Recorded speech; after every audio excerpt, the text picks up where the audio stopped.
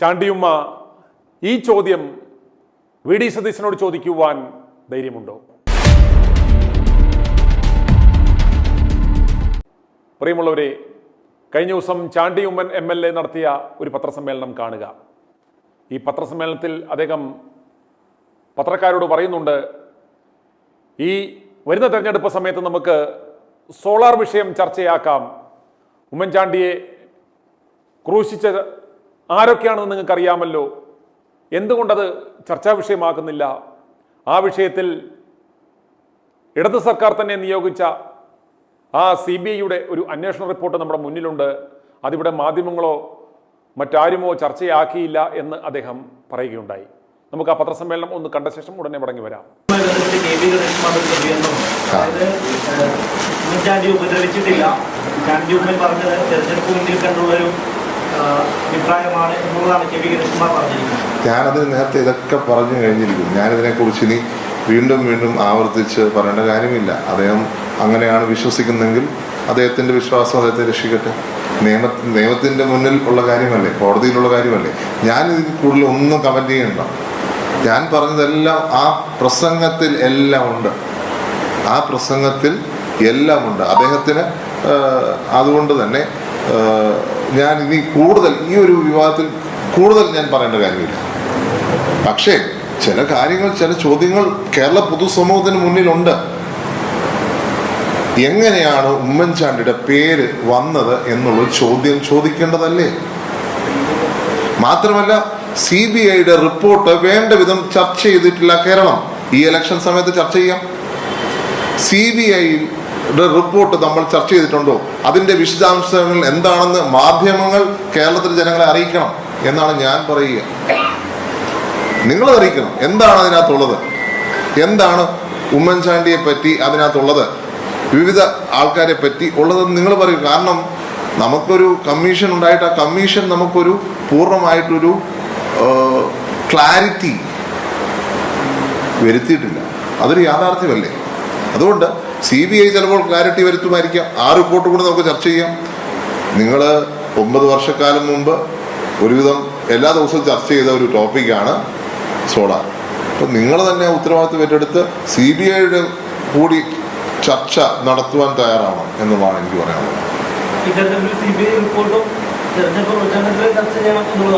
അങ്ങനെയല്ല, ജനങ്ങൾ അറിയണ്ടേ? ഇതിങ്ങനെ ദിവസവും ഒന്നല്ലെങ്കിൽ മറ്റൊന്ന് ഇങ്ങനെ ആരോപണങ്ങൾ ഏറെ നിർത്തുക സോളാറിനെ പറ്റി, അത് ശരിയല്ല. എന്തുകൊണ്ട് CBI റിപ്പോർട്ട് ചർച്ച ചെയ്യാൻ നമുക്ക് പറ്റുന്നില്ല? അത് ചർച്ച ചെയ്യട്ടെ. കാരണം 5 വർഷം മുമ്പ് ഇതേ സർക്കാർ വെച്ച CBI അന്വേഷണമല്ലേ? ഈ സർക്കാർ ശുപാർശ ചെയ്ത് സർക്കാർ എടുത്ത് നടത്തിയ CBI അന്വേഷണമല്ലേ? അപ്പൊ ഈ സർക്കാർ തന്നെ പറയട്ടെ. കാരണം ഈ സർക്കാരിൽ ഇരിക്കുന്നവരിൽ ഏറ്റവും കൂടുതൽ പ്രശ്നം ഉണ്ടാക്കിയത് ഇതിന്റെ പേരിൽ ഏറ്റവും കൂടുതൽ ഉമ്മൻചാണ്ടിയെയും കോൺഗ്രസ് പാർട്ടിയുടെ നേതാക്കളെയും മറ്റുള്ളവരെയും ടാർഗറ്റ് ചെയ്ത് സർക്കാരില്ലേ? എന്തുകൊണ്ട് പിന്നെ ഭയക്കുന്നു CBI റിപ്പോർട്ട് ചർച്ച ചെയ്യാൻ? കണ്ടല്ലോ, ചാണ്ടിയുമ്മനോട് ഞങ്ങൾക്ക് ചോദിക്കുവാനുള്ളത്, പ്രിയപ്പെട്ട ചാണ്ടിയുമ്മ, താങ്കളുടെ പിതാവിനെ ഏറ്റവും കൂടുതൽ ദ്രോഹിച്ചത് ആരായിരുന്നു? പ്രതിപക്ഷമായിരുന്നോ അതോ കോൺഗ്രസ്സുകാർ തന്നെയായിരുന്നോ? സംശയലേശനമെന്നെ ഈ കേരള മഹാരാജ്യത്തുള്ള എല്ലാവർക്കും അറിയാം. ഈ കോൺഗ്രസ്സിലുള്ള വി ഡി സതീശനും രമേശ് ചെന്നിത്തലയും തിരുവഞ്ചൂരും ഒക്കെ അടങ്ങുന്ന ആ ഒരു ഉപജാപക വൃന്ദമായിരുന്നു ഉമ്മൻചാണ്ടിയെ സോളാർ കേസിൽ പെടുത്തിയത്. ഇടതുപക്ഷത്തെക്കാളും സഹിക്കുവാൻ പാടില്ലാത്ത ഉമ്മൻചാണ്ടിയുടെ തുടർഭരണം ഉണ്ടാകരുത് എന്ന് ആഗ്രഹിച്ച ഒരു വ്യക്തിയാണ് വി ഡി സതീശൻ. ആ വി ഡി സതീശൻ ഒരു പ്രതിപക്ഷ നേതാവിനെ പോലെ അന്ന് ഉമ്മൻചാണ്ടിയുടെ ആ ഭരണം എന്ന് പറയുന്നത് ഇന്ത്യ കണ്ടിട്ടില്ലാത്ത അത്ര കടുത്ത അഴിമതിയാണ് എന്ന് പറഞ്ഞ് അദ്ദേഹം പരസ്യമായ രംഗത്ത് വന്നു. ആ വീഡിയോ ഒന്ന് നിങ്ങൾ കാണുക. ഞാൻ ഈ സർക്കാർ അഴിമതിയുടെ നിഴലിലാണ് നിൽക്കുന്നത്, ഇതിൽ നിന്ന് പുറത്തു വരണം എന്നാണ് ഞാൻ ആവശ്യപ്പെട്ടത്. KC ജോസഫ് പറഞ്ഞു UDFന് ഏറ്റവും അനുകൂലമായ അന്തരീക്ഷമാണ്, ഇതുപോലെ അനുകൂലമായൊരു അന്തരീക്ഷം ഉണ്ടായിട്ടില്ല എന്ന് പറഞ്ഞു. അദ്ദേഹം ഏത് ഗ്രഹത്തിലാണ് ജീവിക്കുന്നത് എന്നാണ് എന്റെ ചോദ്യം. ഭൂമിയിലല്ലെന്ന് എനിക്ക് ഉറപ്പായിട്ട് മനസ്സിലായി. കാരണം ഭൂമിയിലാണെങ്കിൽ UDFന് ഏറ്റവും അനുകൂലമായ അന്തരീക്ഷമാണെന്ന് പറയില്ല. യാഥാർത്ഥ്യങ്ങളെ മനസ്സിലാക്കി വിലയിരുത്തിയിട്ട് വേണം മുന്നോട്ട് പോകാൻ. നമ്മുടെ തെറ്റുകൾ എന്താണെന്ന് നമുക്ക് മനസ്സിലാക്കണം. ഏറ്റവും UDF അതിന്റെ ചരിത്രത്തിലെ ഏറ്റവും വൾണറബിൾ ആയിട്ടുള്ള ഏറ്റവും പരിതാപകരമായിട്ടുള്ള ഒരു പൊസിഷനിലാണ് UDF നിൽക്കുന്നത്. അതിൽ നിന്ന് മാറ്റം വേണം. അപ്പം 2-3 കാര്യങ്ങളെ ഞാൻ പറഞ്ഞുള്ളൂ. ഈ അഴിമതിയുടെ നിഴലിൽ നിന്ന് പുറത്തു വരണം. കുറച്ച് മുൻഗണനകൾ ഒന്ന് മാറ്റി നിശ്ചയിക്കണം. സാമ്പത്തിക പ്രതിസന്ധിയൊക്കെ വന്നിരിക്കുന്നതുകൊണ്ട് മെഗാ പ്രോജക്റ്റുകളിൽ നിന്നും പുറകെ പോകാതെ അത്യാവശ്യമായ ആളുകളെ ബാധിക്കുന്ന പ്രശ്നങ്ങളൊന്ന് റീഡിഫൈൻ ചെയ്യണം. അത്രയൊക്കെ പറയാനുള്ള സ്വാതന്ത്ര്യം എനിക്കില്ലേ. എന്റെ പാരമ്പര്യത്തെക്കുറിച്ചാണ് പറഞ്ഞത്. ഞാൻ സ്വാതന്ത്ര്യ സമരത്തിലൊന്നും പങ്കെടുത്തിട്ടില്ല. അത്ര ദീർഘകാലത്തെ പാരമ്പര്യമില്ല. ഇവരെ പോലെ സ്വാതന്ത്ര്യ സമര സേനാനിയും ഒന്നുമല്ല. പക്ഷെ ഞാനുണ്ടായിരുന്നു. എല്ലാവരും കണ്ടുകൊണ്ടിരിക്കുകയല്ലേ നമ്മളൊക്കെ എന്താണ് ചെയ്യുന്നത് എന്താണെന്ന്. ദീർഘകാലത്തെ പാരമ്പര്യമൊന്നും അവകാശപ്പെടാറില്ല.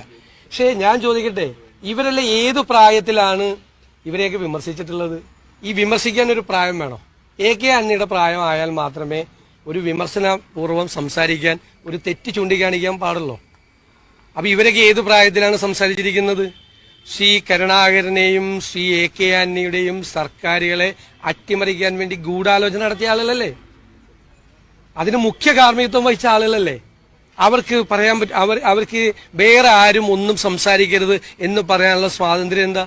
കേരളം മുഴുവൻ പൊതുസമ്മേളനങ്ങൾ നടത്തി ആ പൊതുസമ്മേളനങ്ങളിൽ പരസ്യമായി കേരള ഭരണത്തിനെതിരായി ആഞ്ഞടിച്ച് കരുണാകരനെ താഴെ ഇറക്കണം. അത് പരസ്യമായി. AK ആന്റണിയെ താഴെ ഇറക്കാൻ രഹസ്യമായി കാർമ്മികത്വം വഹിച്ച ആളുകളല്ലേ? അവർക്കിപ്പോ ഏതെങ്കിലും ഒരു ശബ്ദം, ഒരു ഒച്ചയനക്കം കേൾക്കുമ്പോ അയ്യോ ഞങ്ങളെ മാറ്റാൻ വേണ്ടി വരികയാണ് എന്ന പേടിയാണ്. അത് പണ്ട് ചെയ്തതിന്റെ കുറ്റബോധം കൊണ്ട് തോന്നുന്നതാണ്. പക്ഷെ ഈ ഗവൺമെന്റ്, ഞാൻ എന്നോട് ചോദിച്ച ചോദ്യത്തില്ലേ മന്ത്രിസഭാ പുനഃസംഘടന വേണമെന്ന് ചോദിച്ച ചോദ്യത്തിൽ ഞാൻ പറഞ്ഞത് മന്ത്രിസഭാ പുനഃസംഘടനയുടെ ആവശ്യമില്ല. ഈ ടീം തന്നെ ഭരിച്ചിട്ടാണ് കഴിഞ്ഞ പാർലമെന്റ് ഇലക്ഷനിൽ 12 സീറ്റ് കിട്ടിയത് എന്ന് പറഞ്ഞ ആളാണ് ഞാൻ. അപ്പോ ഇത് വേറെ ഏതോ ഉദ്ദേശത്തിലാണ് പറഞ്ഞിരിക്കുന്നത്, എന്നോടല്ലാന്ന് എനിക്ക് മനസ്സിലായി. കാരണം ഞാൻ പറയാത്ത കാര്യങ്ങൾ എന്റെ മീതെ കെട്ടിവെച്ചിട്ട് യാതൊരു കാര്യമില്ല. ഞാൻ പറഞ്ഞിട്ടില്ല. അപ്പൊ പറഞ്ഞത് AK ആന്റണിയോടാണ്. എന്നെ കൂടി പറഞ്ഞേക്ക്. AK ആന്റണിയോട് നേരിട്ട് പറയാനോ അദ്ദേഹത്തിനെതിരെ പറയാൻ ധൈര്യം ഇല്ലാത്തതുകൊണ്ടാണ്.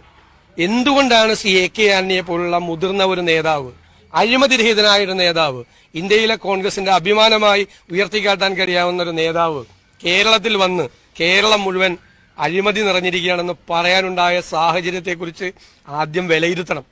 അദ്ദേഹത്തെ കൊണ്ടുപോലും അത് പറയിപ്പിക്കാൻ ഞാൻ പറയാൻ കാര്യമുണ്ട്. ഞാൻ കോൺഗ്രസിലെ അടുത്ത തലമുറയിൽപ്പെട്ട പ്രധാനപ്പെട്ട ആളുകളിൽ ഒരാളാണ്. അടുത്ത തലമുറയിൽ ചെറുപ്പക്കാരായിട്ടുള്ള ആളുകളുടെ ഇടയിലാണ്. ഇവരെല്ലാവരും കൂടി ഇത് തൊലച്ചിട്ട് പോയാലേ ഈ പാർട്ടി ഉണ്ടാവില്ല. വായടപ്പിച്ച് കളയാം എന്ന് വിചാരിച്ചിട്ടാണ് ഇതൊക്കെ ചെയ്യുന്നതെങ്കിൽ ചെയ്യണ്ട. ഞാൻ പറഞ്ഞത് അഴിമതിയുടെ നിഴലിലാണ് ഈ സർക്കാർ നിൽക്കുന്നതെന്ന് ഞാൻ പറഞ്ഞിട്ടുള്ളത്. അഴിമതിയിൽ മുങ്ങിക്കുളിച്ച് നിൽക്കുകയാണെന്നൊന്നും ഞാൻ പറഞ്ഞിട്ടില്ല. അങ്ങനെയൊന്നും എന്നെ കൊണ്ട് പറയിപ്പിക്കരുത്. പല കോൺഗ്രസ് മുഖ്യമന്ത്രിമാരെയും അട്ടിമറിക്കാൻ കാർമ്മികത്വം വഹിച്ച ആളുകളാണ് ഇവരെല്ലാം. അപ്പൊ ഇവർക്ക് ഞാൻ പറഞ്ഞല്ലോ, വേറെ ഏതെങ്കിലും ഒച്ചയനൊക്കെ കേൾക്കുമ്പോൾ ഇത് അട്ടിമറിക്കാൻ വേണ്ടിയിട്ട് വേറെ ആരോ വരികയാണെന്നുള്ള തോന്നലാണ്. ഒരു മാനസികമായിട്ട് ഉണ്ടാകുന്ന ഒരു പ്രശ്നമാണിത്. അല്ലാതെ ഞാൻ പറഞ്ഞ കാര്യത്തോടല്ലല്ലോ പ്രതികരിക്കുന്നത്. ഞാൻ പറഞ്ഞ കാര്യത്തോടാണ് പ്രതികരിക്കുന്നതെങ്കിൽ ഞാൻ ആ വാക്കുകളിൽ ഞാൻ ഉറച്ചു നിൽക്കുന്നു. ഒരു വ്യത്യാസമില്ല. കേരളത്തിലെ കോൺഗ്രസ് പ്രവർത്തകരുടെ പൊതുവികാരമാണ് ഞാൻ പറഞ്ഞത്. ഏത് കോൺഗ്രസ്സുകാരനോടും നിങ്ങൾ വഴിയിൽ നിർത്തി ചോദിച്ചു എന്താണ് അവരുടെ അഭിപ്രായം എന്ന്. കണ്ടല്ലോ, ഇതുപോലെ പരസ്യമായി ഉമ്മൻചാണ്ടിയുടെ തുടർഭരണം നഷ്ടപ്പെടുത്തുവാൻ ഉതകുന്ന തരത്തിലുള്ള പ്രസ്താവനകളുമായി വന്ന ആ VD സതീശൻ, അതുപോലെ ആ VD സതീശന്റെ ആസൂത്രണമായിരുന്നു ആ സോളാർ കേസിലെ ആ സ്ത്രീയുമായി ബന്ധപ്പെടുത്തി ഇന്ന് രാഹുലിനെതിരെ എപ്രകാരമാണോ ഒരു തേൻകണി തിരക്കഥ രൂപപ്പെടുത്തിയത്, അതുപോലെ തന്നെ ഉമ്മൻചാണ്ടിക്കെതിരെയും ഇതുപോലൊരു തിരക്കഥ തയ്യാറാക്കി അത് ഇട്ടുകൊടുത്തു. അത് ഇടതുപക്ഷം ഏറ്റെടുത്തു, അവർ ആഘോഷിച്ചു. അതിൻ്റെ അനന്തരഫലം എന്ന് പറയുന്നത് ഉമ്മൻചാണ്ടിയുടെ തുടർഭരണ നഷ്ടമായി. പിണറായി അധികാരത്തിൽ വന്നു. ആ അവസരം ഒരുക്കിയ VD സതീശനോട് നിങ്ങൾക്കിത് ചോദിക്കുവാൻ നട്ടലിന് ധൈര്യമുണ്ടോ? താങ്കളുടെ പിതാവിനെ ഇല്ലാതാക്കിയ ആ അവന്മാർ തന്നെയാണ് ഇന്നും ഈ 2026 കസേരയ്ക്ക് വേണ്ടി മുന്നിൽ നിൽക്കുന്നത് നിങ്ങൾ മനസ്സിലാക്കണം. അതുപോലെ തന്നെ ചാണ്ടി ഉമ്മൻ മറന്നുപോകരുത്, പിതാവിന് ചികിത്സ നിഷേധിച്ചു എന്ന് പറഞ്ഞ് നിങ്ങളെ ഇല്ലാതാക്കുവാൻ ശ്രമിച്ചപ്പോൾ ഇന്ന് ഞങ്ങൾ രാഹുലിന് വേണ്ടി എപ്രകാരമാണോ സംസാരിക്കുന്നത്, അന്ന് ഈ ITV ന്യൂസ് മാത്രമേ ഉണ്ടായിരുന്നുള്ളൂ ചാണ്ടി ഉമ്മന് വേണ്ടി സംസാരിക്കുവാൻ. മറുനാടൻ മലയാളി ഷാജൻ സ്കറിയ പരമ്പരയായി ചാണ്ടി ഉമ്മനെ തീർക്കുവാൻ കൊട്ടേഷൻ എടുത്ത് വീഡിയോകൾ പടച്ചുവിട്ടപ്പോൾ അതിൻ്റെ മുനയൊടിച്ചത് ITV ന്യൂസ് ആയിരുന്നു എന്ന് മറക്കരുത്. ഇന്ന് ചാണ്ടി ഉമ്മൻ MLA ആയി പഴയതെല്ലാം മറന്ന് മുന്നോട്ട് പോകുന്നു. അതിനൊന്നും കുഴപ്പമില്ല. പക്ഷേ ഈ ചോദ്യം നിങ്ങൾ മാധ്യമപ്രവർത്തകരോടല്ല ചോദിക്കേണ്ടത്, സ്വയം ചോദിക്കണം. നിങ്ങൾ ഓർക്കുന്നുണ്ടാവും, ITV ന്യൂസ് നൽകിയ മറ്റൊരു ദൃശ്യം കൂടി നിങ്ങൾ ഇനി കാണുക. താങ്കളുടെ പിതാവിൻ്റെ മരണശേഷം VJT ഹാളിൽ ഒരു കുടുസുമുറിയിൽ താങ്കളുടെ പിതാവിൻ്റെ അനുസ്മരണം ഇവർ നടത്തിയപ്പോൾ അന്ന് താങ്കൾക്ക് ഇരിക്കുവാൻ പോലും ആ വേദിയിൽ ഒരു കസേര നൽകാതെ താങ്കളെ സൈഡിൽ നിർത്തിയത് ഞങ്ങൾ റിപ്പോർട്ട് ചെയ്തിരുന്നു. അതുകൂടെ ഒന്ന് കാണുക. അന്ന് ആ വേദിയിൽ ഞെളിഞ്ഞിരുന്ന ആ VD സതീശനും ആ സംഘവുമാണ്, ആ സംഘത്തിൻ്റെ പുറകെയാണ് നിങ്ങൾ ഇന്ന് തലകുനിച്ച് നിൽക്കുന്നത് എന്ന യാഥാർത്ഥ്യം ഈ കേരളത്തിലെ ജനങ്ങൾ മറന്നിട്ടില്ല.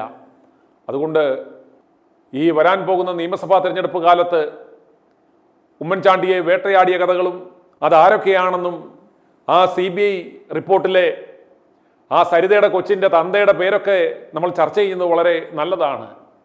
എന്തുകൊണ്ടാണ് ഇവിടുത്തെ മാപ്രകൾ അത് ആക്കിയില്ല എന്നത് നമുക്കെല്ലാം അറിയാവുന്ന കാര്യമാണ്. പക്ഷേ അതൊക്കെ ചർച്ച ചെയ്യണം. അതിലെല്ലാം ഉപരി ഉമ്മൻചാണ്ടിയെ ഇല്ലാതാക്കുവാൻ ശ്രമിച്ച, ഉമ്മൻചാണ്ടിയുടെ തുടർഭരണം നഷ്ടപ്പെടുത്തിയ, ഉമ്മൻചാണ്ടിയെ ആ സോളാർ കേസിൽപ്പെടുത്തിയ ആ VD സതീശനാണ് ഇന്ന് ഈ പാർട്ടിക്ക് നേതൃത്വം കൊടുക്കുന്നത്.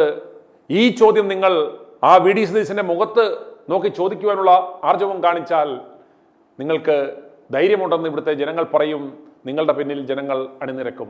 അതുകൊണ്ട് ഈ ചോദ്യം പ്രിയപ്പെട്ട ചാണ്ടിയുമ്മ ചോദിക്കേണ്ടുന്നത് മാധ്യമപ്രവർത്തകരോടല്ല, ആ VD സതീശനോടാണ്. i2i News, an eye for truth. i2i News subscribe ചെയ്തിട്ടില്ലാത്തവർ ഇപ്പോൾ തന്നെ സബ്സ്ക്രൈബ് ചെയ്യുക. നോട്ടിഫിക്കേഷൻ ലഭിക്കുവാൻ ബെൽ ബട്ടണും അമർത്തുക.